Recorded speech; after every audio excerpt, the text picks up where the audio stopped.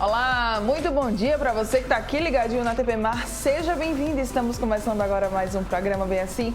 Que coisa maravilhosa ter você aí do outro lado dessa telinha, aqui juntinho com a gente. Não canso de dizer isso, tá? Todos os dias. E olha só, pessoal, hoje aqui no programa nós vamos falar sobre um assunto muito importante. Compulsão alimentar. Já nós vamos ter mais detalhes sobre esse tema, tá? Também ainda hoje vamos aqui trazer dicas para vocês de presentes personalizados lindos e cheirosos, que é com saboaria artesanal. Também tem música hoje aqui, quem canta pra gente é o Vati. E tem ainda também muitas dicas de onde você pode comer muitas delícias aqui em Maceió com o empresário Fabiano Cordeiro. Muita coisa boa como sempre, eu conto com você, então não sai daí, porque o Bem Assim está começando agora.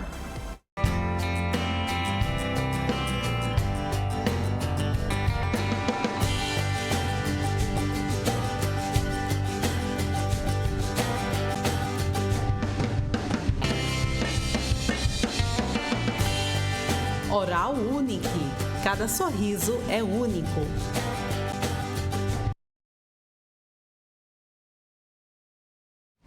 Muito bom dia mais uma vez para você que está aqui ligadinho na TV Mar, você que nos assiste pelo canal 525 da NET Claro, pelo portal gazetaweb.com ou ainda pelo nosso aplicativo da TV Mar. Sejam todos muito bem-vindos, obrigada pela companhia de cada um de vocês. Gosto sempre, tá, de lembrar também que nós estamos presentes lá nas principais plataformas digitais. É só você buscar, tá, o nosso perfil, que é TV Mar, canal 525, lá no YouTube, no Facebook, no Instagram e também no Twitter. Tudo aqui passando na sua tela, corre lá para acompanhar a gente também nessas plataformas, beleza? Vamos começar nosso dia por aqui hoje? Olha só, viu, gente? Ficar muito tempo sem comer, alimentar-se até não aguentar mais e induzir o vômito, não sair de casa para abandonar a dieta. Todos esses comportamentos, eles podem indicar um transtorno alimentar. E aí, para que a gente fale sobre esse assunto tão importante, eu vou receber agora aqui no estúdio a nutricionista Mariana Brandão, ela que é especialista nesse tema e vai nos ajudar bastante a entender um pouco mais sobre ele. Obrigada pela sua presença mais uma vez. Linda, belíssima. Grata, Mara. Eu que agradeço de estar aqui mais uma vez falando desse tema que, como você falou, é tão importante e necessário. Tá, vamos lá, vamos começar. Comer é vital pra gente? Sim, com certeza. A gente precisa da comida para viver. Mas seria, assim, muito reducionista pensar na comida unicamente como fonte de nutrientes para o nosso corpo. Sim. Afinal de contas, a gente não come só para nutrir o corpo, a gente come para nutrir a alma, para nutrir as nossas relações, para nutrir a nossa vida, para lembrar de alguns momentos. Então, a comida ela vem realmente recheada de outros significados, de memórias afetivas, de lembranças da infância, de lembranças de pessoas e para celebração também. E lembrando que essa é a relação que a gente tem com a comida e com o corpo, é uma relação que a gente mantém por toda a nossa vida.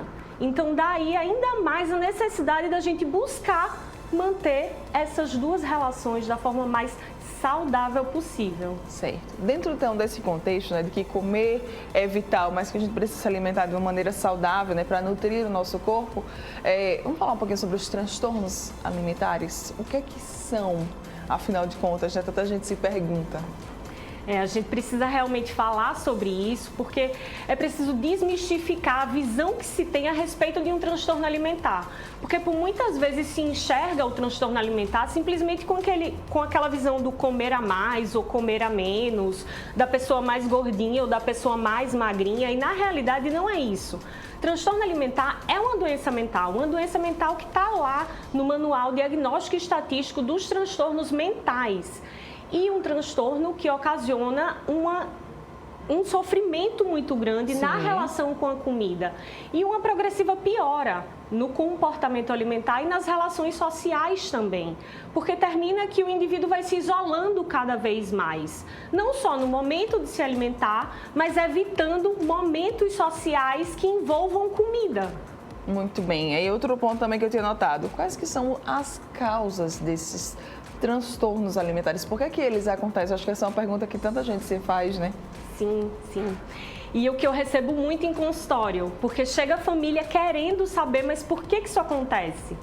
Por que isso chegou pra gente? Por que isso chegou pra minha filha, pro meu filho? Por que isso chegou pra mim? E aí vem também aquela pergunta carregada de culpa. Mas é importante a gente falar que o transtorno alimentar não tem uma causa única. Sim. Ele é multifatorial. Tem fatores genéticos, ambientais, sociais e todos eles associados. E lembrando que um fator por si só não causa um transtorno alimentar. Por exemplo, um fator genético que venha a ser um fator predisponente do transtorno alimentar sozinho não causa um transtorno alimentar. É preciso, por exemplo, que se venha tendo o fator genético associado a uma dieta restritiva, por exemplo, que venha a ser o fator desencadeador do transtorno e mais para frente, após desencadear esse transtorno, um fator mantenedor, que também pode ser dieta. Certo. E aí outro ponto, é possível emagrecer e engordar com os transtornos alimentares? Por que eu pergunto isso? Porque muita gente acha que transtorno alimentar é só aquele que faz você ficar muito magra. E não é bem assim, né? Não. O ficar muito magra geralmente está associado à anorexia nervosa. Isso. Né, que está associada ao baixo peso. Que nem sempre, porque também existe a anorexia nervosa atípica, que é quando não acontece o baixo peso, mas o comportamento é igual ao da anorexia nervosa, a evitação do comer, as restrições alimentares e a negação da fome. Mas, falando nessa questão da oscilação do peso, ela pode acontecer e geralmente acontece no caso de bulimia nervosa, em que há os movimentos purgatórios e compensatórios, e no caso da compulsão alimentar, do transtorno de compulsão alimentar.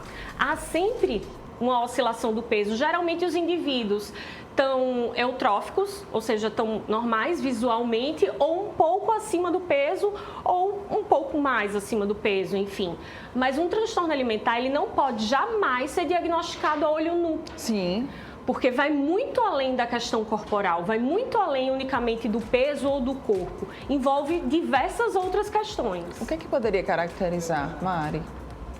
Cada transtorno alimentar precisa atingir, de acordo com o manual diagnóstico, todas as especificações. E cada um realmente é muito específico. Mas, por exemplo, no caso da anorexia nervosa, existe o baixo peso, a recusa alimentar, as restrições alimentares, mas não só isso. Pode existir também momentos de compulsão alimentar e momentos também compensatórios. Mas o baixo peso é essencial para caracterizar a anorexia nervosa. A bulimia nervosa, existem os episódios de compulsão alimentar com movimentos compensatórios. E o transtorno de compulsão alimentar, única e exclusivamente os movimentos de compulsão alimentar, os episódios repetitivos de compulsão alimentar sem movimentos compensatórios. Esses são os 3 principais transtornos alimentares, né, que a gente está falando. Tá. Então pode acontecer que, por exemplo, na compulsão, né, alimentar, algumas pessoas acham que tenham compulsão, mas elas não tenham. Acontece demais. Acontece? Acontece demais justamente pelo modo em que a sociedade da gente está vivendo, pelas ideias que se tem relacionadas a uma alimentação saudável, pensando que o saudável é excluir os alimentos, pensando que o saudável é comer de uma forma específica e terminou se abandonando a forma natural do comer. A forma consciente e intuitiva do comer. Ao longo dos anos a gente foi se afastando disso. Então, pensando que existem regras para se comer, regras específicas por vezes de horário ou por vezes de quantidade.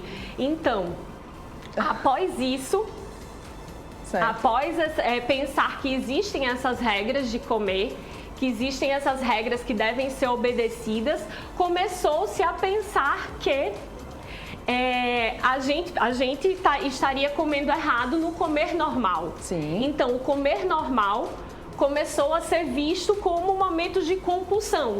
Ou seja, um exemplo, comer uma pizza no final de semana, ou comer uma pizza durante a semana porque é um aniversário de alguém ou porque é um encontro entre amigos, começou-se a pensar, começou-se a entender que aquilo dali era um momento de compulsão, quando na realidade é simplesmente um comer normal. Porque tem que ser observado o contexto da alimentação, muito mais do que o alimento em si, muito mais do que só o alimento, mas todo o contexto em que aquele alimento está envolvido. Ok. Então a gente vai falar agora um pouquinho sobre carnaval, né? Aí a gente veio do carnaval, muita gente, né? Não, enfiei o pé na jaca, vou agora correr atrás do prejuízo do carnaval e vou começar ali a fazer aquelas dietas bem restritivas. Aí eu pergunto, dietas restritivas, elas podem levar a transtornos alimentares? Sim. Sim, e esse é um alerta muito importante. Não são todas as dietas restritivas em todas as pessoas que vão desencadear um transtorno alimentar. Mas como eu havia falado anteriormente, quando se tem, por exemplo, um fator genético, e quando se associa esse fator genético à exposição a uma dieta restritiva, essa dieta restritiva pode vir a ser o gatilho para o desenvolvimento do transtorno alimentar. E mais, ela pode atuar como uma mantenedora daquele transtorno alimentar. Como, por exemplo, no caso de bulimia nervosa, a gente tem um ciclo que se inicia com a insatisfação corporal. Nessa insatisfação corporal, busca-se uma restrição alimentar. Dessa restrição alimentar não se consegue manter por muito tempo e em seguida se busca uma forma compensatória, né, para tentar se manter aquela restrição. Não se consegue levar por muito tempo, vem o movimento de compulsão alimentar, da compulsão alimentar vem a culpa, dessa culpa, novamente, um movimento compensatório e desse movimento compensatório, a culpa novamente e a insatisfação corporal volta para o início. É um ciclo. E entra no ciclo. E aí essa busca ou a manutenção dessa dieta restritiva atua como um mantenedor do transtorno, né? Não só como o movimento desencadeador, como também o movimento mantenedor desse transtorno. E daí o nosso trabalho, quanto nutricionistas, quanto psicólogos também que trabalham nessa área, de fazer com que o paciente entenda, com que o indivíduo entenda que esse não é o caminho, que existem outros. Porque como eu também havia falado, a gente aprendeu ao longo da vida e ao longo do caminhar da nutrição que a única forma de ser saudável ou de se buscar saúde era através de uma dieta restritiva, era através de regras alimentares. Isso. E quando na realidade existem outros caminhos muito mais leves de se levar à alimentação e de se levar a uma vida saudável. Quando a gente fala de transtorno alimentar, todo o nosso corpo ele acaba sendo afetado? Infelizmente, sim. Infelizmente, sim. E aí, assim, são impactos específicos de acordo com cada transtorno e também de acordo com cada indivíduo. Não existe uma regra, tá? Mas vai muito além do que pode ser visto a olho nu. Como eu estava falando a respeito da anorexia nervosa, você pode diagnosticar de uma forma um pouco mais fácil porque você consegue ver a olho nu o emagrecimento, mas um pouco mais. Porque esse emagrecimento não é só o baixo peso. Ele desencadeia outras questões, outros problemas relacionados à desnutrição. Sim. A queda de cabelo, a pele mais ressecada, o lanugo, problemas no sistema reprodutor também, e dentre outros tantos problemas que a manutenção desse transtorno podem trazer. Ok. Mari, pode também chegar até a afetar a nossa saúde mental? Por isso que você falou, né, da importância dos psicólogos que também trabalham com esse assunto, com esse tema. Sim, sim. Afeta principalmente a saúde mental. Porque o transtorno alimentar não é só a comida pela comida, não é só o comer pelo comer. É um momento em que é revestido, recheado de sofrimento. Sentar-se à mesa para um indivíduo que tem um transtorno alimentar é muito sofrido. E é um sofrimento justamente mental, porque por vezes se entende que precisa comer, ou que precisa entender aquela alimentação de uma outra forma. Sim. Mas existe o transtorno ali do ladinho, como uma voz. Eu falo muito sobre isso, é como uma voz falando com você. Ah, não, você precisa comer, você não pode comer. E essa voz vem aí fortalecida por essas tantas regras que hoje em dia a gente escuta aí na nossa sociedade, também através da fala de outros profissionais, enfim. É por isso que é importante o tratamento multidisciplinar, né, que a gente fala muito quando tratamos desse tema. É fundamental o tratamento multidisciplinar. A equipe mínima para se tratar um transtorno alimentar é composta pelo médico psiquiatra, pelo psicólogo e pelo nutricionista. E todos eles precisam, além de estar sempre em conversa, em conjunto, se reunindo e falando a respeito de cada caso para que o tratamento se mantenha numa linha única, eles precisam ser especializados no tratamento de transtorno alimentar. Existe uma frase, e essa frase me tocou muito, onde eu fiz a minha especialização, que fala que qualquer tratamento pode ser pior do que nenhum. Porque, por exemplo, no caso do tratamento nutricional, quando o profissional não tem conhecimento da área e expõe o indivíduo a mais restrições ou mais informações a respeito dos nutrientes, dos alimentos, das minúcias, aquilo dali pode simplesmente fortalecer o transtorno. Sim. E a falta de conhecimento na área, a falta de habilidades, às vezes, na área, termina piorando o quadro. E aquele transtorno vem a se cronificar. E aí o tratamento fica ainda mais complicado, fica ainda mais difícil. Tem sinais de alerta para, né, amigos, familiares perceberem caso haja algum comportamento diferente? Sim. Sinais de alerta como alterações no peso, falas constantes, frequentes relacionadas à alimentação e à composição dos alimentos. Falas a respeito do próprio corpo e do corpo dos outros, seja através de elogios ou críticas. Também a retirada à mesa, a saída à mesa no momento de se alimentar. A evitação de momentos sociais que envolvam comida. Esses são os principais sinais de alerta e principalmente aí para os pais, para as mães de adolescentes, pré-adolescentes que estão realmente nessa fase de descoberta e estão ouvindo tantas informações a respeito de comida e de corpo. Às vezes em casa a gente comenta, a gente fala e ter um cuidado, uma atenção, porque a principal prevenção começa em casa. Sim. E ter um cuidado, uma atenção no que se é falado, no que se é comentado, tanto sobre a comida, tanto sobre a forma de se alimentar, como sobre o próprio corpo, como sobre o corpo dos outros. É preciso haver um pouquinho mais de respeito e até um momento de ressignificar questões nossas, porque a gente repete o que a gente aprendeu ao longo da nossa vida. E daí um momento também de redescoberta para a gente, de redescoberta para a família, de redescoberta de como se fazer, de como se tratar a comida e o corpo de uma forma muito mais amorosa e muito menos punitiva. Perfeita. E olha, tem como prevenir? A prevenção é justamente essa mudança de olhar. A prevenção é o principal, é o tratar da alimentação de uma forma muito mais natural e isso tem que começar lá de trás, deve começar lá de trás. É o tratar o corpo com respeito, tratar o corpo com amor e não só o próprio corpo, o corpo dos outros. E falar do alimento de uma forma de simplesmente, nossa, a gente precisa se alimentar. Né? E não simplesmente, porque esse alimento é fonte desse ou daquele nutriente. Tá. Falar também de exercício, porque os exercícios físicos, por vezes, também podem ser mantenedores de um transtorno alimentar pela forma como se é visto, pela forma como se é levada aquela relação com o exercício físico. Então, falar do exercício físico, ter o exercício físico como uma forma de se manter ativa, como uma forma de se manter mais saudável e não simplesmente como uma forma de modular o corpo, de estruturar o corpo esteticamente. Então, é ir realmente um pouquinho além, é naturalizar e neutralizar essas relações e esses movimentos. E daí, desde a infância, ir cultivando essa outra forma mais natural que a gente se perdeu, que a gente perdeu lá atrás. Na época dos nossos avós, eu posso falar, na época da minha avó, né? Então, é realmente voltar, fazer um movimento inverso, né? E é um caminhar de formiguinha, porque o mundo vai indo para as cápsulas. Né, para as formulações rápidas, para os resultados rápidos. Para o imediatismo, né? Para o imediatismo. E aí a gente vai fazendo o caminho inverso. A gente vai fazendo o caminho da saúde, da verdadeira saúde. Né? Tema muito, muito, muito importante. Se deixasse, a gente passaria aqui o programa todinho só falando disso. Mari, meu amor, obrigada pela sua presença.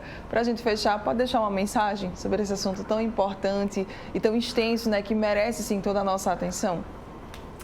Que todo mundo possa buscar uma forma muito mais consciente e intuitiva de se alimentar. Que a gente possa realmente ressignificar essa relação, que, como eu disse, vai se manter por toda a nossa vida. A relação que a gente tem com a comida, a relação que a gente tem com o nosso corpo. Que essa busca, esse caminho seja realmente da verdadeira saúde. E que a gente possa passar tudo isso para as pessoas que estão ao nosso redor e principalmente para as crianças, principalmente para os adolescentes que estão aí nessa fase de construção. Maravilhosa. Gratidão. Contatos e redes sociais. Vamos deixar aí para o pessoal, né, também te acompanhar. Sim, Mariana Brandão, com azinha no final. E lá tem o contato do WhatsApp, que pode colocar lá no link e falar diretamente comigo. Mariana Brandão A, lá no Instagram. Você pode correr lá agora, acompanhar a Mari e saber mais informações através do direct. Obrigada mais uma vez. Parabéns pelo seu trabalho. Linda, belíssima. Gratidão, Mara. Bom dia, prazer viu? estar por aqui. Pra gente também recebê-la. Obrigada. Bom dia. Você que está aqui ligadinho com a gente, rápido intervalo comercial. Daqui a pouco nós estamos de volta. Não sai daí.